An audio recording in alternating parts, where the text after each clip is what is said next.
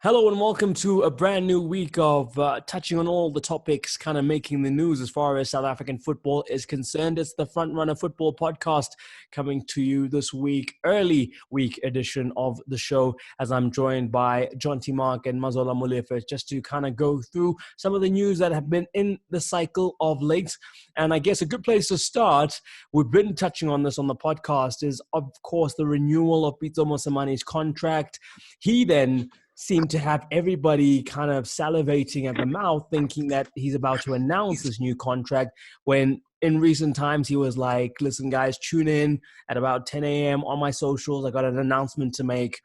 I wasn't convinced that it was going to be the contract renewal, because the way I see it, usually the people who are going to be paying are the ones who get to be the ones who announce this kind of news. But in the end, he kind of just, it was a bit of a damn squib. He was just saying, hey, I'm on social media and I've commandeered my account on social media. Ain't that right, Jonty? Yeah, well, it was his Instagram account specifically. He's been on Twitter for a while. And I think someone took his Twitter handle and turned it into an Instagram account. And he was quick to say, that's not me. But now he's obviously made moves to take over that handle. And it is now him. And there was a very well put together video of sort of Pitso Mosemane. So you watched it? I watched it. It was very entertaining. It was a short video of like Pitso, and it was pretty slick, the editing and stuff, but it wasn't worth all that drama at all. It was like announcement, and then, I mean, like you said, Cams, although the club would usually announce if someone signed a new contract. It wouldn't really have made sense for Pitso Mosemane to say I've signed a new contract without speaking to the club first, or without, frankly, the club actually announcing it from their official Twitter or their official website or their official, whatever their official channels, platform they wanted to announce it with. So what it did result in, that's why the Sundowns releasing a slightly bizarre couple of tweets a little bit later that basically said, we don't comment on speculation, and we'll announce whether he's signed or hasn't signed when we're ready to.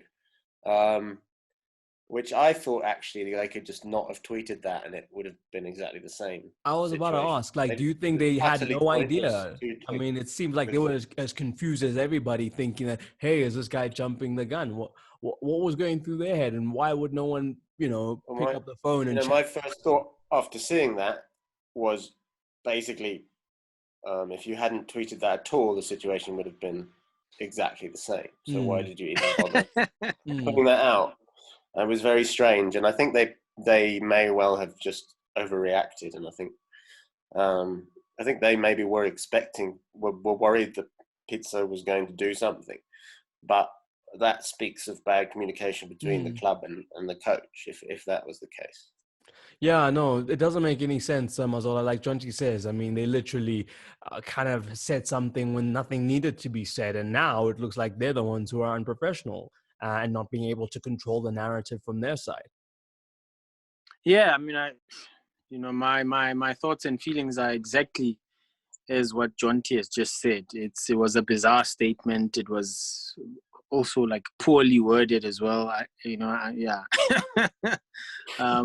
And I think it also stems from the fact that I think this morning I read a report on goal.com sort of preempting whatever Pitso was going to say. And even I think the Daily Sun also had a story, using, sort of basing it off of Pitso's tweet yesterday morning that stay tuned on Monday morning, I'm going to make an announcement. So almost kind of like a rush, all of a sudden thinking Pitso's going to announce a contract announcement, and then sort of writing a story that he's going to announce that he signed a new contract. And I think the club was probably also reacting to that. And like I said, I agree 100% with Jonty. It's almost like just bad communication, because that statement is not necessary. And at the same time, the first the first tweet, they published the media officer's cell phone numbers on social media. I mean, can you imagine? And then they had to delete it and then repost it again, because that means you've just given the whole Twitter, the media officer's cell phone number to call him to say nothing also, because essentially if the club's policy is to not comment on speculation and the coach's contract, then why are you telling everyone that for further comments, or if you want anything further, call the media officer to say what? Because you essentially said there's nothing to say. So why are you saying they must call the media officer? So it just goes to show that's the thing about Mamelodi Sundowns. That's why there's so much friction. If that's played out over the past couple of months, whether it's the Pitso's contract situation, or whether it's it's something as and unexpected as the grass being too long. Pitso sort of having a fit about the grass being too long, and not knowing saying he'll take it up with Sundowns management about cutting the grass and getting his own grass cutter from Kloorkop to drive all the way to Lucas Morepe Stadium to cut the grass. So it kind of lifts the lid on the chaotic administration behind the scenes at Mamelodi Sundowns. Can you imagine when they are planning a trip to play a CAF Champions League game in Rabat, or they are going to the FIFA Club World Cup, just how chaotic that those logistics are. If they can't get it together over a statement, I mean, it's Sundowns. Different departments. They'll argue. Maybe the travel guys are a bit more switched on, just because it does need someone to be switched on when you're dealing with maybe. But Sundowns have sort of never really come across as a club that's PR savvy, if I can put it like that. They've always been bumbling, when it comes to announcements and those sort of things. So today was just another. So you're saying things are slipping through the gold fingers? Yeah, another one for the archives, really. Okay. No, fair enough. Staying with Mamelodi Sundowns, obviously now this ruling has come out from the PSL regarding the situation with Gaston Sereno. I swear, I don't know if it was part of their thinking that you must now take that document and kind of look for the dates and the incident. And I mean, the level of detail is so lacking that you don't even know, what the guy is getting cited for. There's no specific dates. There's none of that. What do you make of that statement? Was it when he shouted at the referee and he got? No. Well, apparently it's when the Clayton Daniels and Dean Furman situation. So that's about it. Like, as to what round that happened in, what the actual incident was. I don't understand, and I don't think anybody will ever be able to explain to me why it takes the PSL this long. After an incident happens, it takes them months to come to a decision. Sometimes, most of the time. Right. Why? I mean, why can you not have a panel that sees this, that within a few days just makes a decision, just says, okay, 2-game ban. It was ill-disciplined conduct, but just make it in the moment, and you get rid of all this sort of, because it feels sometimes like they're delaying deliberately on some level. And it's just like, I mean, it's absurd. Like, it takes them, like, there's several instances you can point to where it's taken them an eternity to come to a decision, and it's really, they need to be more efficient. If, they're one of the top leagues in Africa, and if they want to be viewed as one of the top leagues in the world, they need to be a bit more professional about their decision-making process, because it's just basically a shambles.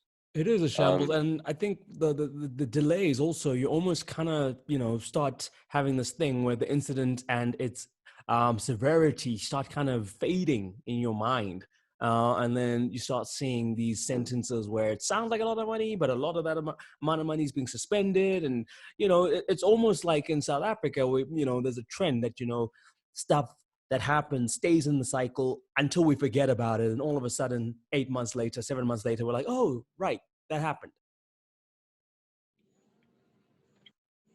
Yeah, I agree. Like, it might even be that Serino misbehaved. He deserves his 2-match ban.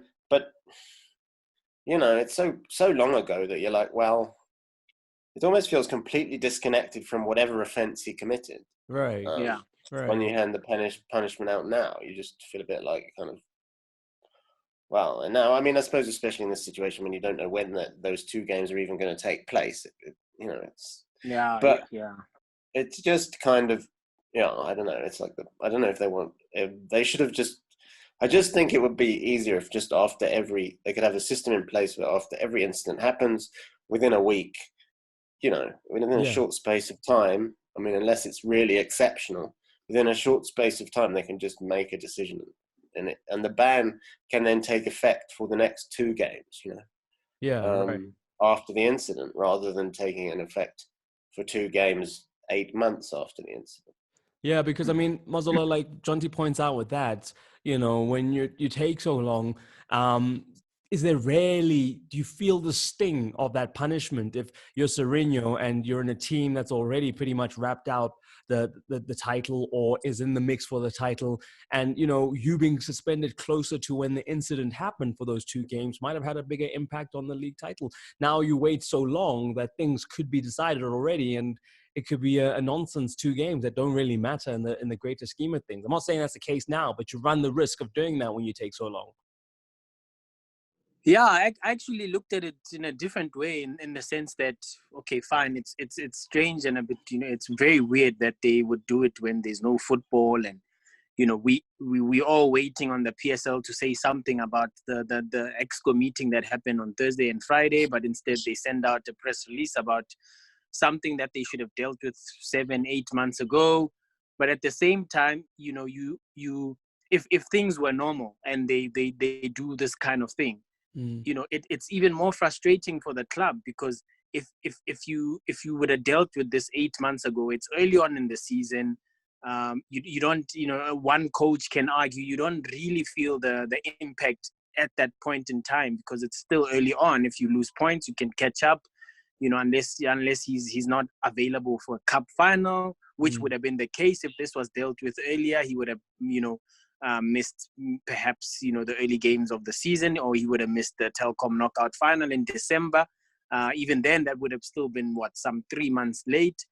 But now, if football were to return, he misses 2 crucial games where Sundowns are trying to catch Kaizer Chiefs and defend their title and go top of the log. And it's the same scenario as Wayne Arendse last season, where he was sanctioned. Yes, he did not get, if memory serves me right, he didn't get a match ban. He just got a monetary fine, and also it had dragged for about 8 months, where you keep wondering, and Coach Pitso was very vocal about this, saying, you keep wondering if I'm going to get docked points just as I'm edging ever so closely to winning the league. Yeah. Imagine there's 2 more games left, and then the DC announces that, well, we're docking 2 points because you played an ineligible player. Therefore, whoever was runners-up last season then becomes the champion. So I think the longer it takes, the more it'll hurt the club in question. I think, obviously, as with things in life, in normal, deal with it decisively early on. This happened in September during the semi-final second leg of their the Tshwane Derby. This was in September, and you make an announcement in May, during a pandemic when there's no football, no one knows. I don't know, like our administration in football, this is what sets us 100 years back almost. There are things that are just basic. I understand the DC is busy. Obviously, it's an independent panel that have got their lives to sort out, whatever. But if that's the case, then you get more people on the panel to be able to spread themselves out to get the job done, and not let there be a backlog for so long. Obviously, Nande Becker and the panel could argue differently, but it's just it gives the PSL a bad look, especially given that the statement comes on the back of people waiting for them to say something about the next step for football, but instead they release a statement about a player, being serving a two match ban 8 months after the incident. I mean, it's a joke. It is. And I mean, I think that's kind of what we're seeing here, Jonty, is the administrative side of things. You can have the gloss and the polish of a multi-billion rand, product. But if the basics, the everyday running of the dissemination of information, these kind of processes when it comes to the DC, that's not all together. We're always going to be harping on about club licensing. What's it going to take for our football to reach that final frontier of absolute professionalism? Yeah, and it does make you wonder, like, if they can't make a decision on something like this, it takes them 8 months. Like, how are they going to put together a comprehensive plan to get football back on after this pandemic? That's actually going to be like foolproof, and well, not foolproof. There is no foolproof plan. I think that's been proved by what's happening in Germany and with the cases now in Spain, and they're going to resume. I think there's no foolproof plan in this, but it does make you wonder, how efficient it's going to be and when it'll get done and if it'll get done. It doesn't speak well of the organisation, I think, when you have situations like that that drag on before anyone makes a decision, even if you completely separate the two and say, okay, that one has nothing to do with the other. It just doesn't look well on the organisation that they can't make a decision. So one would hope, but it's been going on for season after season after season, so I don't personally hold out any hope. Maybe I've become an old cynic, but I do hope that at some point they'll act a bit more professionally, because they have this slick image, or in African terms, certainly they're one of the best leagues, and they need to sort of, I think, get their administration a bit better. Right. Do we know where we stand after that meeting that they had on Thursday? I mean, obviously nothing's come out, but any murmurings of what? Well, I mean, obviously we know that they're meeting tomorrow with SAFA. They've confirmed that tomorrow afternoon. Although the PSL, which is another thing I find odd about the PSL, is they haven't issued one official statement basically since the middle of March on what's going on. We've got Ivan Causa quoted in the papers, or Stanley Matthews in a Zoom interview with journalists, but you've got no official statement from the PSL since the middle of March when they had that press conference. Still, I find that very strange. SAFA have made a couple of statements, and obviously the sports minister came out last week and sort of said he wants the SAFA and the PSL to be singing from the same hymn. So now you've got a situation where they're meeting tomorrow. I think PSL have sent. I think that the EXCO meeting on Thursday, seems to me, was basically for them to ratify the report that's been drawn up on, which is, my understanding, quite an extensive report on how we could go back to playing. When that would happen is obviously very dependent on the government, and the government will have the final say in that. But I think that was mainly to ratify that, and then they have sent a proposal to the SAFA, and then we'll meet tomorrow, and then presumably that at some point they'll go to government and present to government, but then government will have to make a decision on whether they can play. And certainly, if you look at the rules of level 4, that's not happening under level 4. Sure. Going forward, I don't know. My impression is that SAFA have said in a statement they've got medical experts, or they are doctors, but who said that you can't go back until it's level 1, which is I don't see that level 1 as being a possibility in the near future. Sure. PSL I think disagree. I think PSL disagree, and they think you can go back sooner. So I don't know. Maybe their meeting tomorrow will give us more clarity. But just don't expect them from the PSL, because they don't seem to want to issue. Right. And I guess, Mazola, looking at what's happening in and around football, these administrators have a lot of food for thought. I mean, you have situations where in the Bundesliga now, some players are testing positive, even though they said they're coming back. Those players have been quarantined immediately. You've got 5 cases in La Liga. Brighton and Hove Albion have 3 confirmed cases. All of this happening in such a fluid and liquid situation just means that, obviously, as an administrator, you're probably going back and forth between ways of approaching this, considering and looking at what's happening on the ground in other leagues, and considering the kind of conditions we have in our own. Yeah, I think, even last week when we were talking about, Pirates confirming that Ben Motswari has tested positive for COVID-19.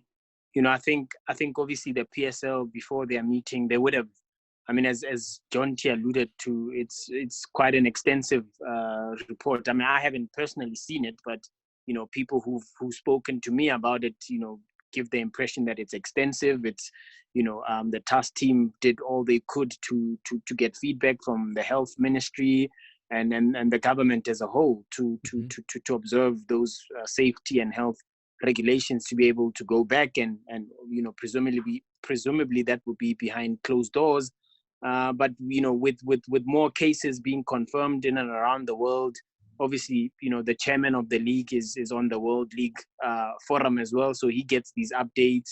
In Germany, in Spain, Italy, with cases being confirmed, and in England, and clubs that are starting to go back are forging ahead. And I would imagine the PSL would have the same sort of stance, that we know that this can affect anybody at any point. So if we carry on, we're not saying football players are immune to COVID-19. They can they can be infected. They can test positive at any time. But obviously, if we're all quarantined and if we play World Cup style, maybe we limit the risks therefore. And it's quite interesting also, I think it was on Times Live, if I'm not mistaken, that Orlando Pirates senior official Floyd Mbele is talking about, if you are allowing people to be crammed up in malls and shops are open and it's busy,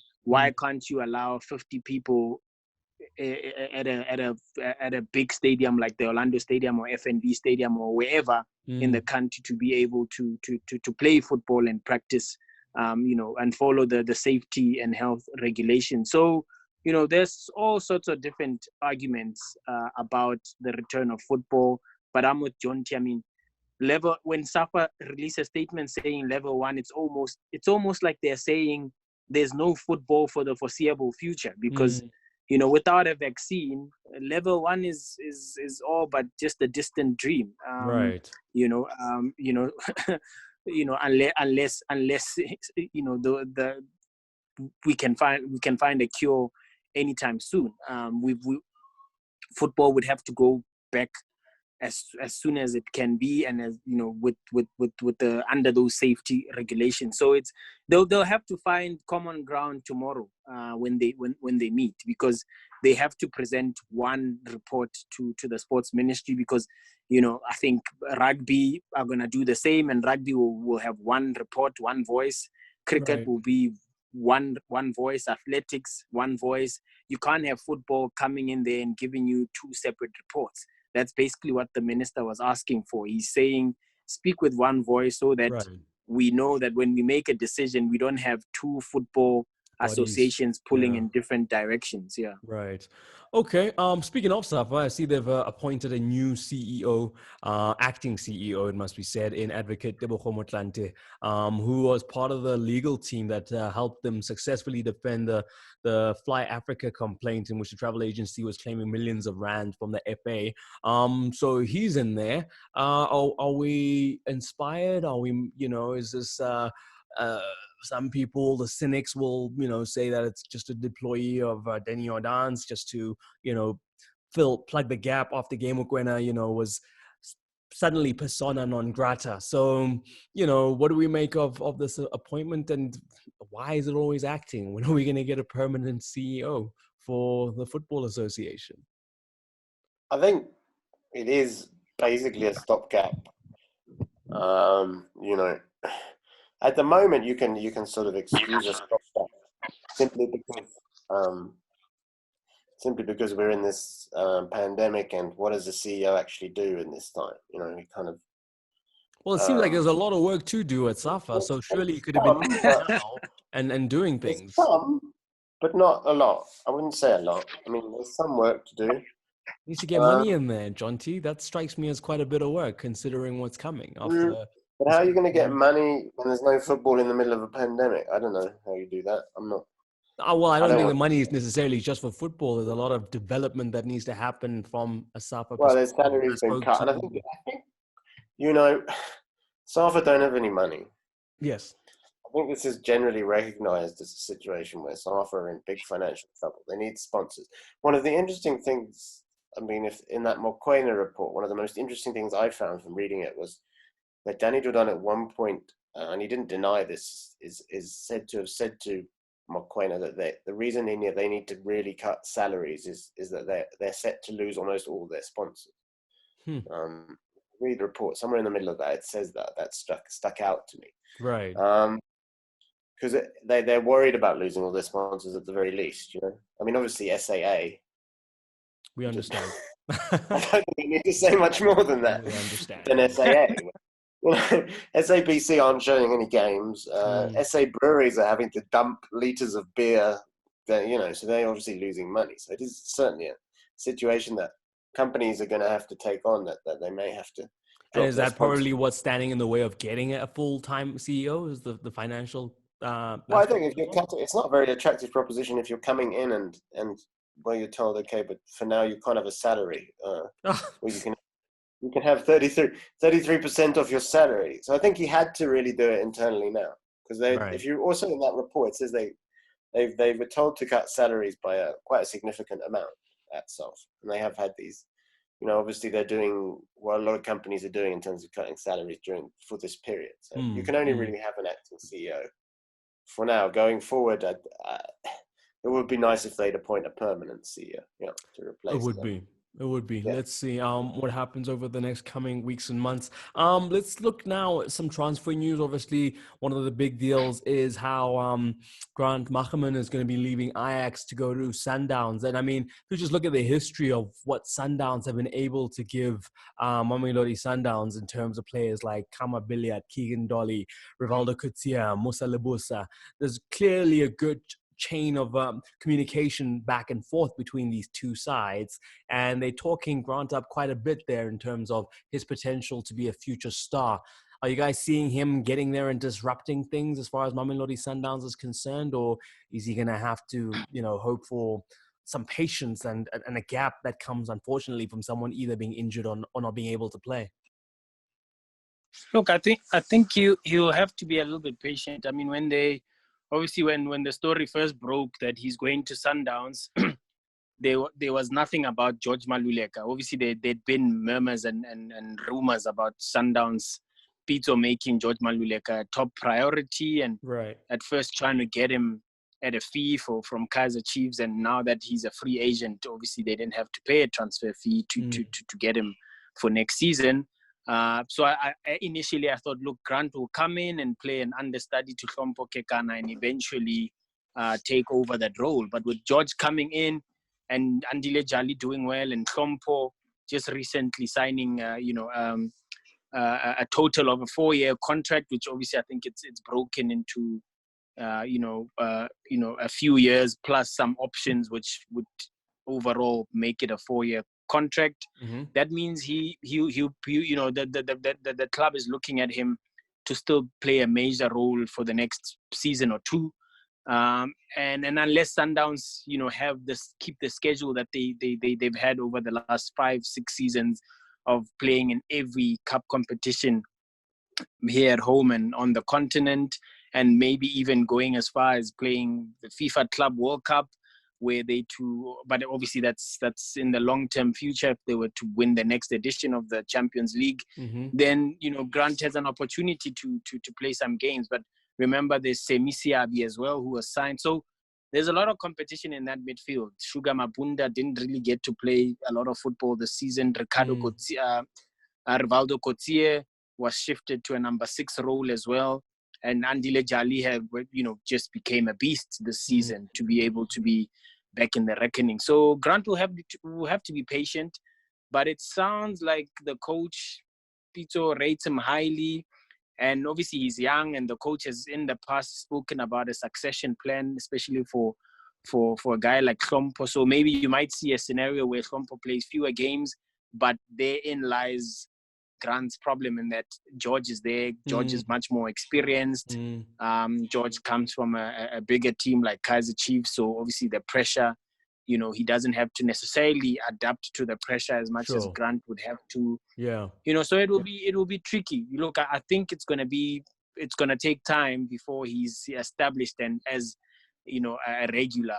But obviously he will get a few games here and there, because ultimately he is the future at 22. He is the future of that Mamelodi Sundowns midfield, because the rest, Sugar, Hlompo, Jali and George, are either 30 or closing in on 30. So Grant still can play another 10 years at Mamelodi Sundowns. He is ultimately the future, but whether he will be a regular almost immediately, that's another thing.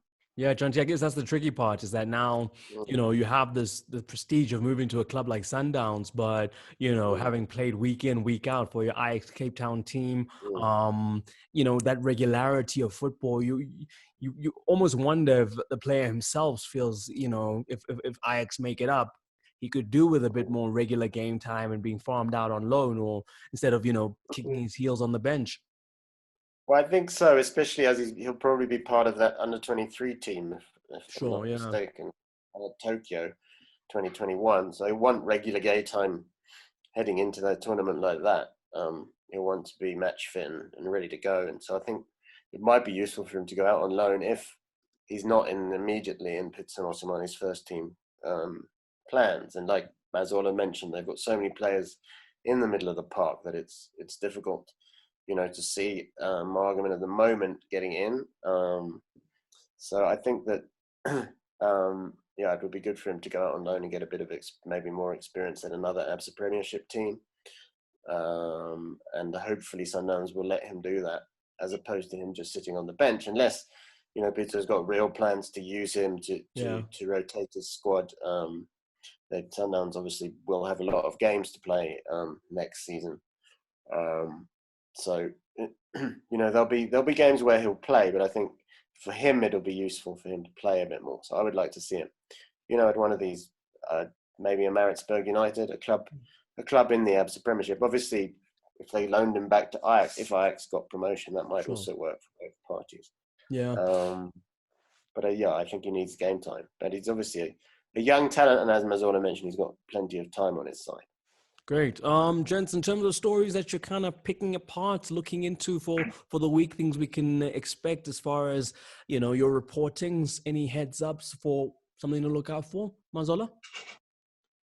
Yeah, I think the major thing is tomorrow's meeting, whether finally the PSL, I know SAFA will definitely have a statement prepared.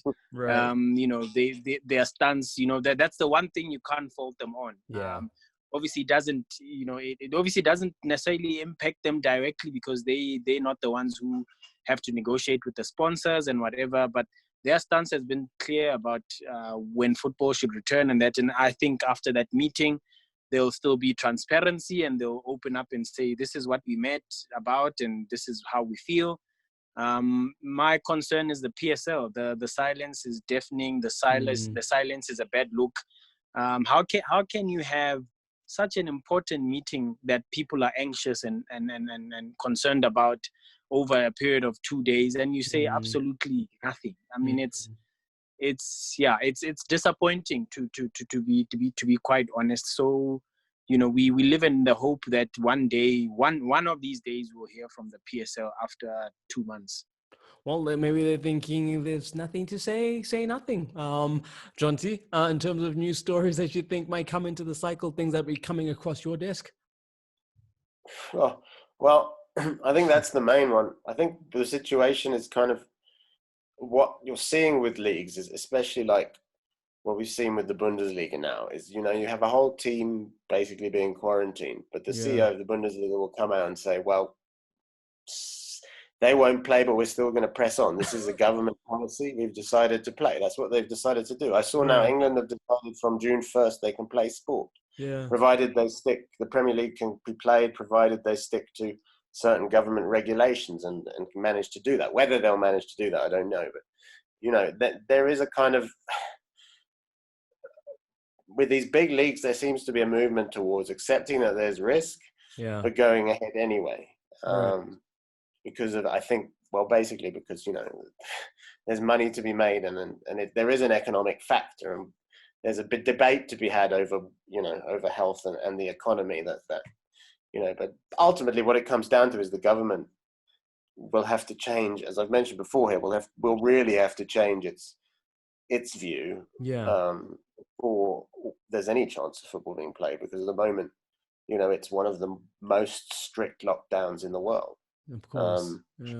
And so I can't see how football can be played in such a strict lockdown. But hopefully, maybe the PSL can have put together a brilliant report, an extensive report, and we'll go to government and we'll say to government, this is what we need. Maybe they'll also be able to plead a case of, look, economically, we can manage the health risk, B, economically, we have to get this thing going. So I'm hopeful that something might come out of it. But I do agree that, there needs to be some sort of unified voice from SAFA and the PSL. Because at the moment, it's like SAFA is saying one thing and the PSL is saying, well, nothing. Except sort of in different... No, yeah, for sure. I think that the body that's being more vocal is not really the one we're looking to, as far as the information that needs to that's the main thing. We're all sort of waiting around, to see. We're all sort of waiting just to see if there's going to be any movement with regard to this. So hopefully tomorrow brings us some news. We live in hope. Gentlemen, thank you so much for your time. Jonty Mark and Mazola Molefe, I'm going to let you go on and enjoy your evenings. We'll catch up again later in the week. And thank you to you too for listening in on the Front Runner Football Podcast. We'll have another one for you in about 48 to 72 hours time. Until then, have a good evening. Take care.